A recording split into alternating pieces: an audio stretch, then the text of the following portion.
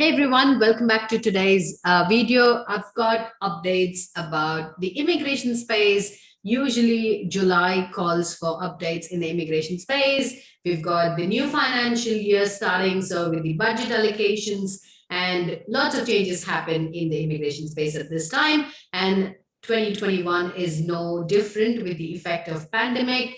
There's lots going on every day, as we know. So even today, as we speak, there are few cases active in New South Wales and few in Queensland, while others are pretty okay at the moment. Darwin NT is still in a big question mark stage. So I think most of the countries are doing pretty well, and hopefully if everything goes per plan and if the vaccine rollout is successful, as per multiple amendments that happens in Australia. And if everybody is vaccinated, hopefully we'll have the travel ban lifted and life to normal. Like I said, I don't know what is the normal. It's always hashtag new normal after the pandemic.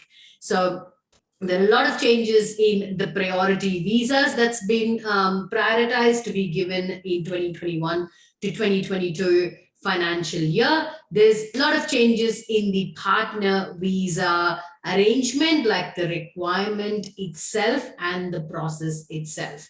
And also the direct PR visas, for example, 189. So there's been a huge change in the number of years they have to wait to get any kind of benefit payment from the government.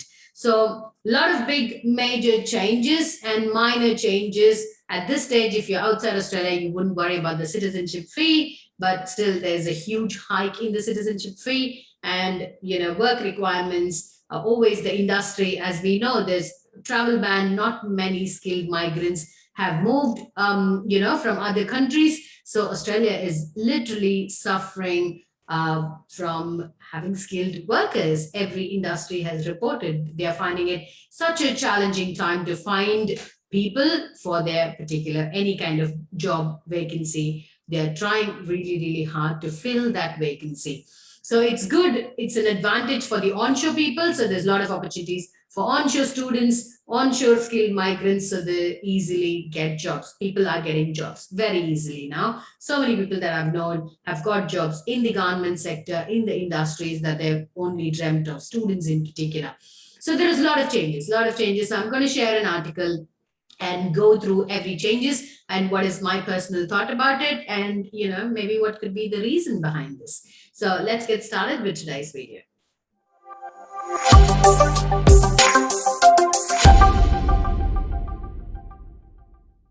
So this is the article. I'm going to link this article in the description. You can read if you want. So there are three streams which are prioritized for visa processing. So business and innovation program, we're not going to talk about it. It's not very relevant. Anybody who wants to apply for this visa will not be sitting on YouTube and watching a video. They'll have a complete staff and agents who will be managing the visa. So I'm not going to touch upon that.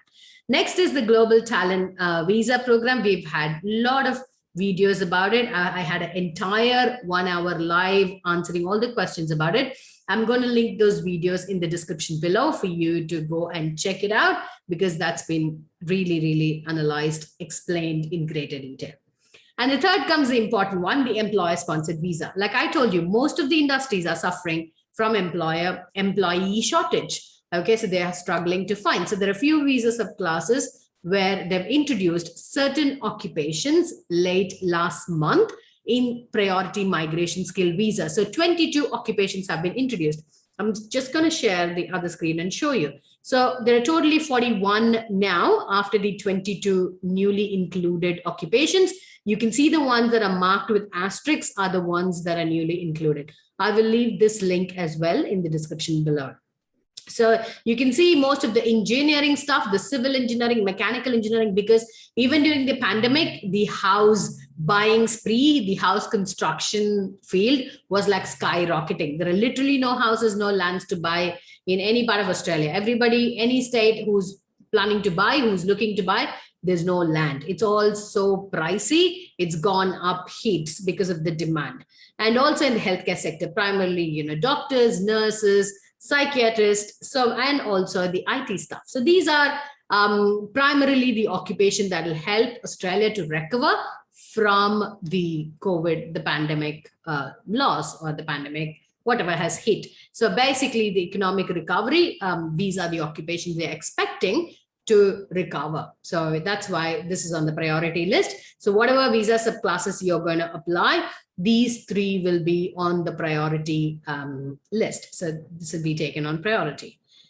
So the next, I'm not going to go into the details of the numbers. Like I said, the family stream for the partner visa application, they've split the process into 2 steps itself. So first step, they are going to go through an approval process of basically approving a sponsor. So if an Australian citizen is applying for a partner visa for someone he or she married overseas, so the Australian citizen undergoes an approval process to prove that he is the legal valid sponsor, and then the partner, in the second step, they get the partner to apply for the visa. Now they get a provisional acceptance for the first 2 years, and then the PR pathway itself. Now there is a change in this as well. The first step is a provisional visa. They allow them to come and do whatever they want, but eventually when they're getting a permanent resident, they expect the partners to have functional English level to get into the job market, to get into, freely, to get into the job market and be a part of the community.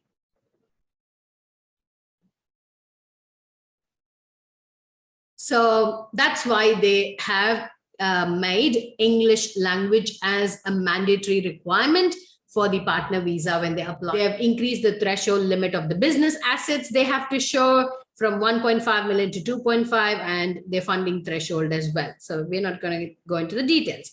And they've also included a new agriculture visa. So this is mainly done due to the recent trade deal Australia had with the UK, with the backpackers who come here and work in the farms. But this particular visa, it's interesting that, it's available only for some 8 countries, the Asian countries, ASEAN, not the IAN. So from Thailand to Indonesia. So these are the countries, Cambodia, Myanmar, Philippines, Malaysia, Singapore.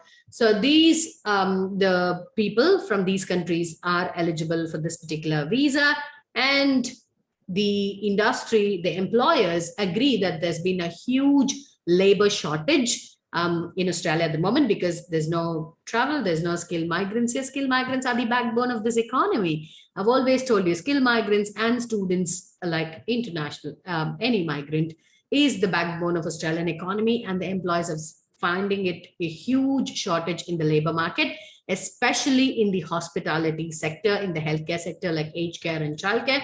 So people who are working in those, like students who've got normally 20-hour per week work limit, they do not have that limit. So that's been scraped off, so they can work more than 20 hours per week. So the next one, like we discussed about the priority occupation list. So that is really, really critical that you know whether your occupation has been included. So if you're one, you can apply for that. So next, like I said, the Australian citizenship fee, I'm so thankful we are done with that. Our family is done with this process. We are having a ceremony next week. So now they've increased the fee from $285 to $490, which is like a family, maybe a husband and wife applying.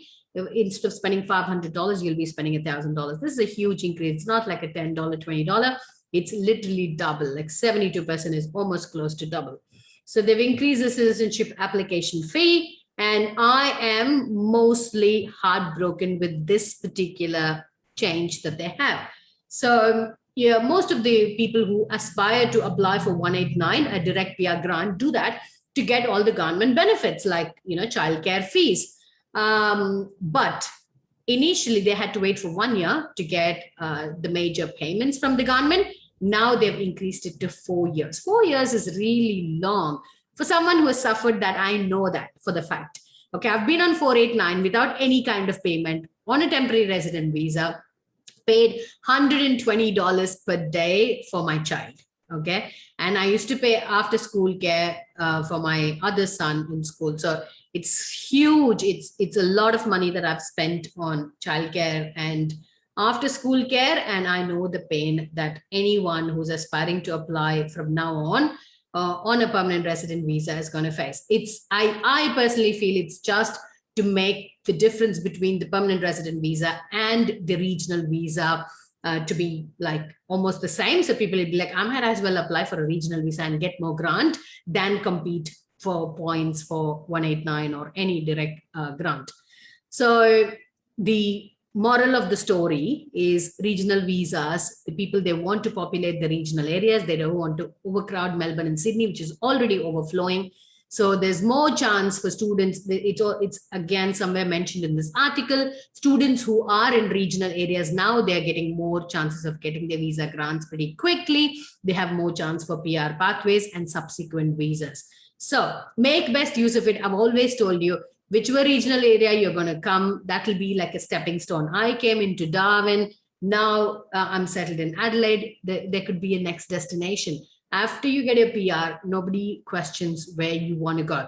So do not restrict yourself. Do not have your filters on in the initial stages when you're trying to enter into this country. Okay, so it's not wrong you using regional areas as a stepping stone. It's very, very good. I've explained about the advantage of living in regional areas in many, many videos.